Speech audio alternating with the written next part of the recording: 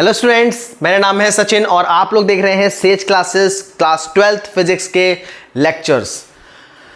Lecture number 4 में हमने निकाला था electric field intensity due to electric dipole on the axial line, याद होगा। और जिसका एक्सियल लाइन का एक्सप्रेशन आया था हमारा, electric field on the axial line is equal to 1/4 pi epsilon naught 2p/r³। Magnitude की बात कर रहा हूं मैं खाली यहाँ पे, ठीक है।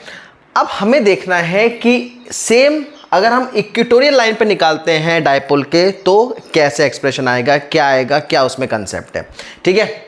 चलिए शुरू करते हैं जल्दी से, बिना टाइम खराब किए। बहुत कीमती टाइम है आपका क्लास 12th का, याद रहे। ये हमारा एक डायपोल है,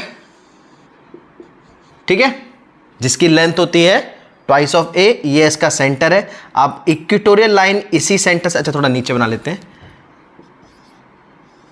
इक्वेटोरियल लाइन इसी सेंटर से पास होगी।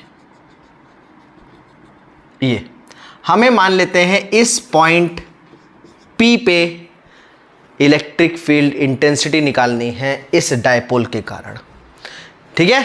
पॉइंट P पे इलेक्ट्रिक फील्ड इंटेंसिटी निकालनी है इस डायपोल के कारण। अब देखो, सबसे पहले ये डिस्टेंस कितनी हो गई A, ये डिस्टेंस कितनी हो गई A। समझ में आ रहा है क्यों ट्वाइस ऑफ ए लिया था डायपोल लेंथ का, आना चाहिए। अब इस पॉइंट पे P पॉइंट पे देखते हैं यहां से यहां तक की डिस्टेंस कितनी होगी।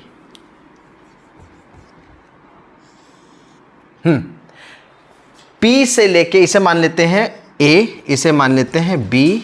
चार्ज इस पे Q है, इस पे भी चार्ज Q है। इस A से लेके P की डिस्टेंस कितनी होगी। देखो, इस P पॉइंट की distance from the centre of the dipole हमारी है R, यहां से लेके यहां तक। क्लियर। चलिए, तो इस हिसाब से हमारी पाइथागोरस थ्योरम लगाएंगे हम, तो R और ये A, तो ये वाली डिस्टेंस हो जाएगी हमारी √R² प्लस A²। AP की डिस्टेंस आ गई। BP की डिस्टेंस निकाल लो, ये एंगल है थीटा। BP की डिस्टेंस निकाल लेते हैं इसी तरीके से, ये भी एंगल थीटा हो जाएगा और ये भी डिस्टेंस हमारी √R² प्लस A² आएगी। यहाँ तक कोई कन्फ्यूजन, कोई दिक्कत? फिर से रिपीट कर रहा हूँ, हमने कुछ नहीं करा है। डिस्टेंस A थी, डायपोल की जो डिस्टेंस है from the system, from the dipole point P की डिस्टेंस जिस पे निकालना है वो R है, तो हमने पाइथागोरस थ्योरम उसके यूज़ करके AP और BP निकाल लिया। अब हम अपने मेन मुद्दे पे आते हैं, इलेक्ट्रिक फील्ड इंटेंसिटी निकालनी है। जो काम हमने एक्सियल लाइन में किया था -Q और +Q के कारण, चार्ज के कारण इलेक्ट्रिक फील्ड निकाली थी अलग अलग सेपरेटली, यहाँ पे भी वही काम करने वाले हैं हम, यहाँ पे भी वही काम करने वाले हैं। चलो देखते हैं। सबसे पहले इक्वेटोरियल लाइन पे हम यहाँ पे लिखेंगे electric field at P due to -Q charge. Electric field at P due to -Q charge कितना आएगा जल्दी। ये आ गया हमारा E - Q is equals to 1/4 pi epsilon naught. Electric field due to -Q निकालने, मतलब ये वाला चार्ज है, ठीक है। तो ये आ जाएगा Q/√R² प्लस A²।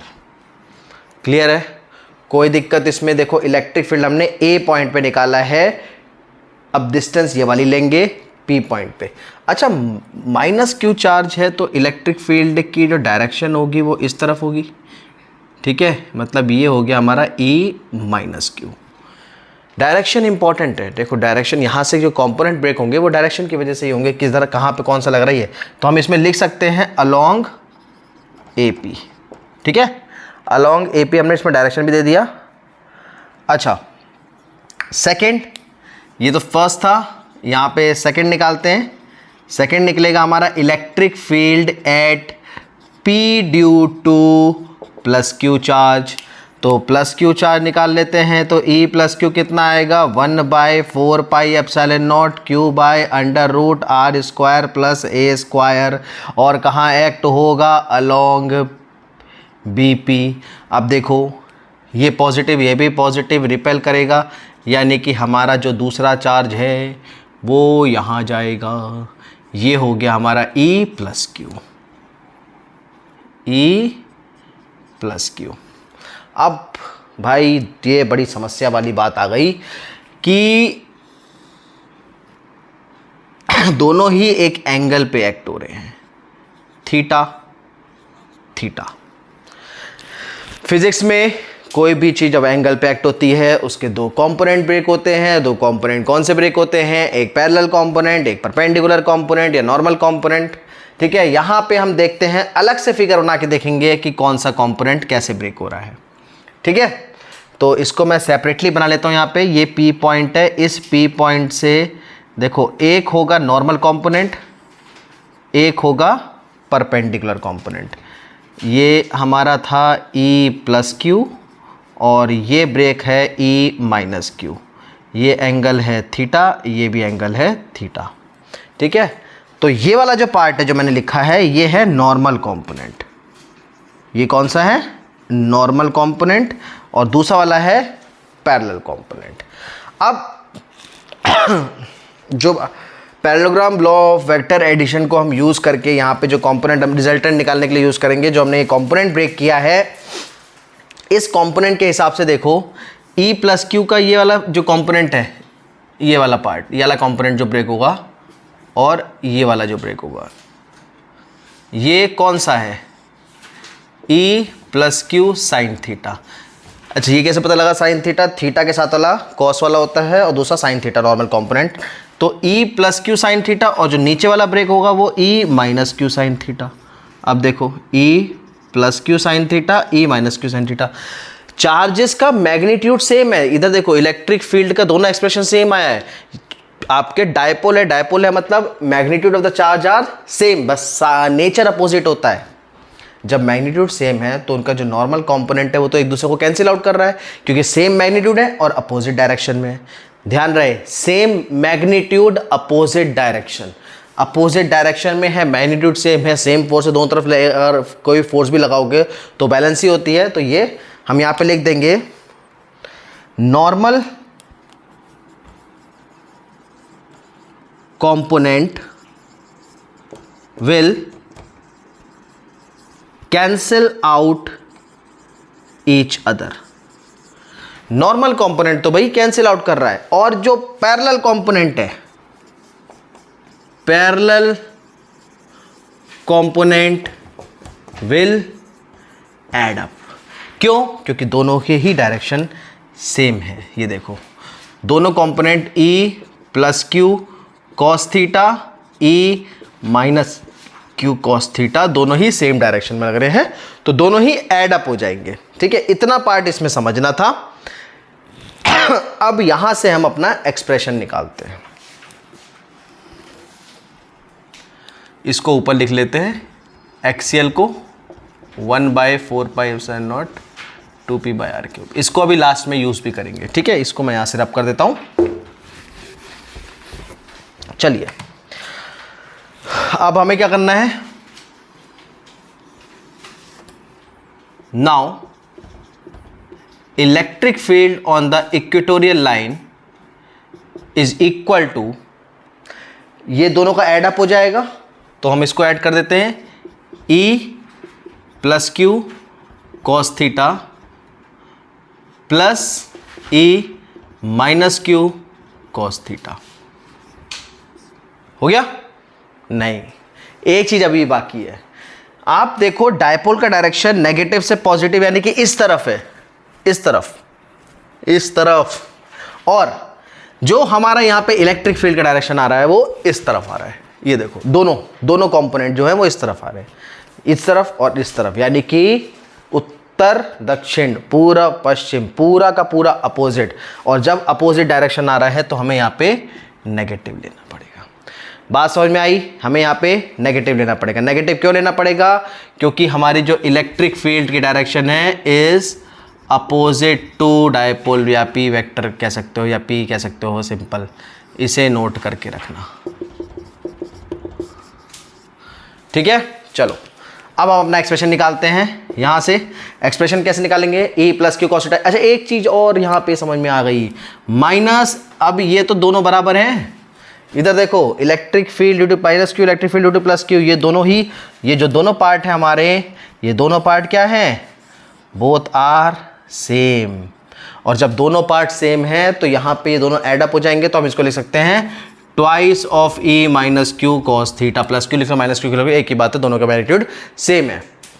ठीक है, तो अब -2 ई माइनस क्यू का एक्सप्रेशन रख देते हैं यहाँ पे 1/4 पाई एप्सिलॉन नॉट, तो 1/4 pi epsilon naught Q by यहाँ पे under root are square plus A square का होल स्क्वायर। होल स्क्वायर क्यों किया? इलेक्ट्रिक फील्ड का फॉर्मूला याद करो, क्या बार बार हर चीज़ बतानी पड़ती है आप लोगों को। ठीक है, E is equal to 1/4 pi epsilon naught Q by r square. ये देखो आर स्क्वायर, यानी कि आर हमारा डिस्टेंस तो ये है under root are square plus A square, और उसका भी स्क्वायर करेंगे तो अंडर रूट हमारा अगले स्टेप में खत्म हो जाएगा। ठीक है, तो इसको यहां पे अच्छा इंटू कॉस थीटा। अब एक चीज और, जरा कॉस थीटा का एक्सप्रेशन बताओ। कॉस थीटा राइट साइड में, cos theta is equal to base upon hypotenuse. वापस आ जाओ डायग्राम में, कॉस थीटा निकालना है, base A hypotenuse under root are square plus A square, मतलब कि A upon under root are square plus A square. इस पार्ट को यहाँ पे यूज़ करेंगे तो ये आ जाएगा हमारा -2, इसे लिख लेते हैं 1/4 पाई एप्सिलॉन नॉट। ठीक है, या भी बाहर 2 Q upon R square plus ए स्क्वायर, स्क्वायर अंडर रूट से हट गया, और कॉस थीटा की जगह A upon under root are square plus A square. 2a into Q, इसको या 2 यहाँ लिख लो कोई बात नहीं, 2a इंटू क्यू, ये 2 यहाँ लिख दिया, 2a into Q the product of the dipole length and the magnitude of either charge is equal to electric dipole moment P। तो ये हो जाएगा -1/4 pi epsilon naught P by, अब अंडर रूट मतलब, अब देखो ये पार्ट देखो, अंडर रूट मतलब आर स्क्वायर प्लस ए स्क्वायर की पावर 1/2 प्लस 1, तो ये कितना आ जाएगा 3/2 पावर। तो हम यहाँ लिख सकते हैं आर स्क्वायर प्लस ए स्क्वायर की पावर 3/2। ठीक है, क्योंकि ये पावर 1/2 है, ये 1 है, 1/2 1 में ऐड करोगे 3/2 आएगा। ये आ गया आपका expression of electric field on the equatorial line. अच्छा, पी कैप लगा दो लास्ट तक, हर जगह हम लगाना भूल गए थे, आप लगा दीजिए। ठीक है, तो ये एक्सप्रेशन जो निकला है, ये निकला है इलेक्ट्रिक फील्ड P वेक्टर का।